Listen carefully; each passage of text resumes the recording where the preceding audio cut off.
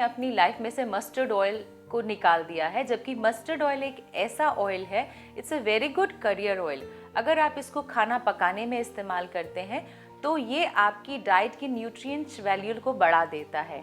और otherwise mustard oil is very good for skin also and for hair also. Simple mustard oil को आप अगर warm करके इस्तेमाल करते हैं तो बॉडी की हीट बढ़ जाती है, जिससे आपको विंटर्स में रेजिस्टेंस मिलने लग जाती है और आप नॉर्मल प्रॉब्लम्स को फाइट कर पाते हैं। आपकी बॉडी की वाइटैलिटी इम्प्रूव हो जाती है। अदरवाइज आप में अगर थोड़े से मस्टर्ड ऑयल में अजवाइन को बॉईल करके और वो वाला ऑयल यूज़ करते हैं तो उसकी हीट और बढ़ जाती है, और पेन जैसे कि आपको घुटने का या कोई भी जॉइंट पेन है वहाँ आप इसकी मसाज कर सकते हैं।